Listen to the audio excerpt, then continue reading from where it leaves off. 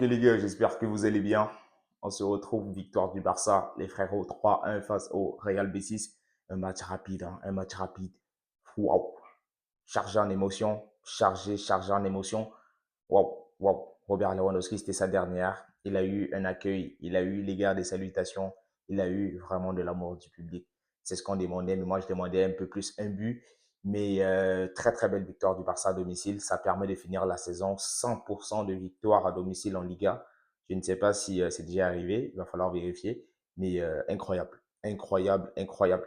Aujourd'hui, le match du Barça était relativement maîtrisé. Il y a eu un peu de relâchement à la fin, ce qui conduit au penalty, qui n'était peut-être pour moi pas vraiment un penalty, mais très très très beau match du Barça collectivement. C'était bon, hein, collectivement bon, mais voilà, je suis encore déçu du match de Baldé. Mais quand je vois Cancelo, waouh, laissez-moi faire 10 secondes sur lui, mais Cancelo, waouh, Cancelo, son match, je pense qu'on a trouvé un ailier gauche. Hein. On a trouvé un ailier gauche. Ça commence par Fermin qui fait pas une mauvaise mi-temps, il fait un bon match. Voilà, il revient. Fermin, franchement, Fermin Lopez. Moi, je vous dis, hein, pour moi, c'est le joueur qui s'est le plus amélioré cette saison. Fermin Lopez, ensuite Gérard Martin, très très bon. Mais Cancelo, quand je vois ce qu'il donne en prêt là, par rapport à Baldé, c'est n'importe quoi. Baldé rentre à la mi-temps, il me semble, à la place de Fermin. Mais Cancelo, même pas à cause du but, mais en fait, son activité, même en tant qu'ailier gauche sur le côté, son activité et le but qu'il met, vous voyez le but du 3-1 que Cancelo met, c'est n'importe quoi. C'est n'importe quoi. Franchement, ouais, très satisfait de Cancelo, c'est très très fort. Et ouais, à un moment donné, il fallait attendre ça. Il fallait attendre tonton Robert Lewandowski qui, je crois, autour de la 78e ou 80e. Voilà, il sort. Il n'a pas réussi à retenir ses larmes. Il avait demandé beaucoup de bruit. On a demandé beaucoup de bruit pour lui. On a demandé des acclamations, il y a eu des chants, il y a eu des chants. Et à la fin du match, on a des Lamine Yamal. On a tout le monde qui est venu essayer de le lancer dans l'air. Franchement, très, très, très belle image. Très, très belles images. C'est magnifique de voir ça. Mais surtout, c'est magnifique le match de Rafinha, les gars. Franchement, Diaz Beloli, Raphaël Diaz Beloli, on est à quoi? Alors que je fais la vidéo, on est à 25 jours du mondial. Il est affûté. Je prie juste qu'il ne se blesse pas là. Moi, je regardais le match, je me disais que mais Rafinha, c'est un fou. Il pouvait mettre un triplé aujourd'hui, là, il a mis un doublé seulement. Mais il est méchant. Il est méchant. Franchement, devant le but, Rafinha, méchant. Et franchement, moi, le doublé de Rafinha, il se sert de l'appel de Lewandowski pour armer la frappe. Rafinha, il veut rien entendre. Il voulait rien entendre. Bon, moi, je me serais quand même dit que Rafinha, il aurait quand même pu faire la passe à Lewandowski. Après, c'est vrai qu'il est dans l'élan, il y a moyen que, voilà, avec la course, les émotions, il rate. Après, le plus important, c'était quand même de garder, voilà, de garder comment on dit ça, l'invincibilité à domicile, voilà, en Liga. 100% de victoire, franchement, il faut féliciter Tonton Flick.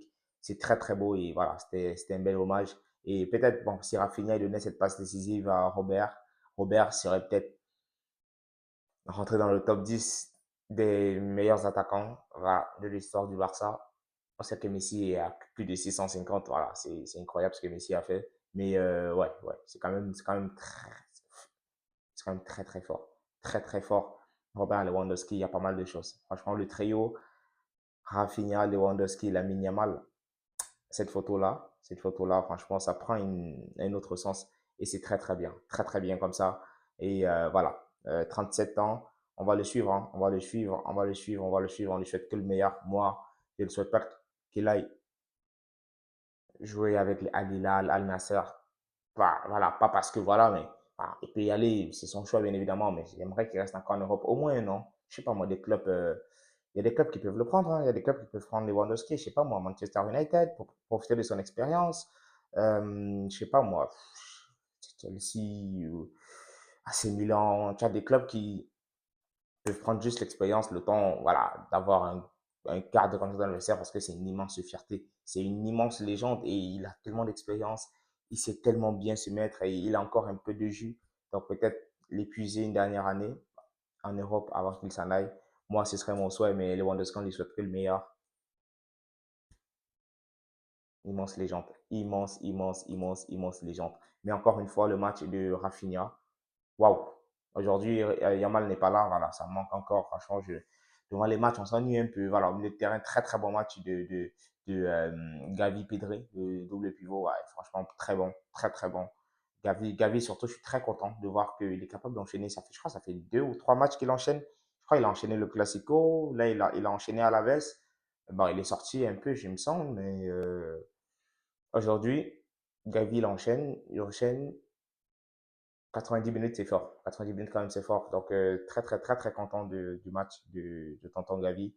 Et derrière, l'entrée de Araro, pas bonne, catastrophique. Et après, à un moment, sur le poteau de corner, il est là, il essaye de faire des passements de jambes face à Bellerin, il me semble.